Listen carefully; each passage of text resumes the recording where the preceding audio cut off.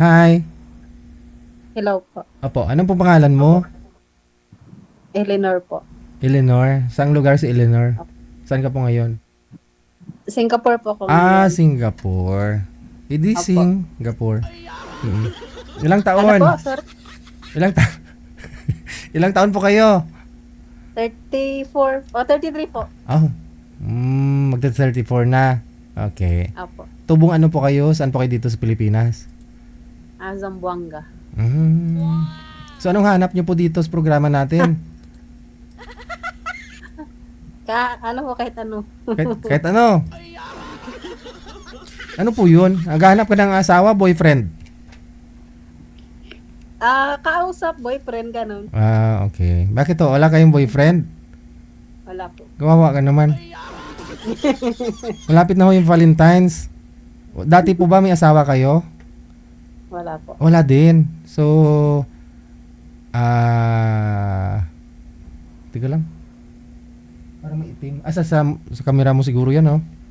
Opo, sa camera ko yung parang may ink. Oo nga, parang Opo. akala ko muta mo hindi umaalis na ano. Kumampat sa mata eh. Boyfriend, kailan po kayo huling nagka-boyfriend? Years lang. 1 year lang. 1 year ago. 1 year. Opo.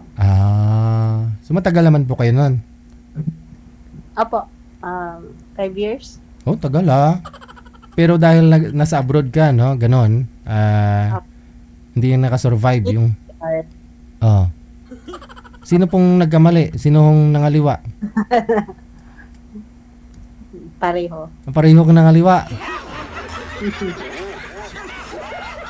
Siyempre, dahil ano, no? Malayo siya. Ano po yun? Nakagawa? Nag-boyfriend ka po dyan ng Singaporean? Hindi po ay parang nawala yung communication, tas parang parang nawala siya. Parang ganun ba? Ano tawag doon?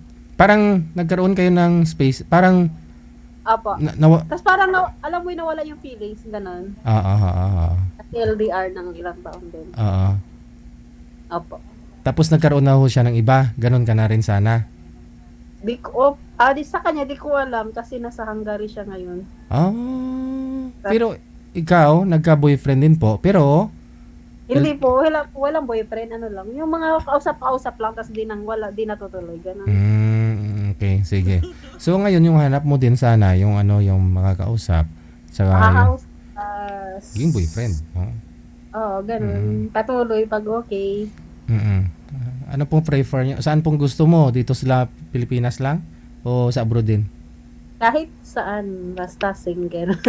Basta hindi rin kasal, walang asawa, anak, no? Okay. Hahanap po ako, ha? Ilang taon ka na nga po ulit? 33 po. Yung asawang ganyang edad dapat, no? Dapat may asawa ka na. Mahirap kaya umiri pag medyo may edad-edad na. Umiri eh. Si is, sige ah. Hahanap po ako ha. Standby lang po kayo. Wala ka naman pong ginagawa dyan? Wala po. Wala na. Sige. Bye. Ano pa yung mga hinihintay nyo dyan, sir? Dapat to, hindi kasal. Walang asawa, ha? Sa Viber po si ma'am. PM lang po kayo dyan sa Viber natin.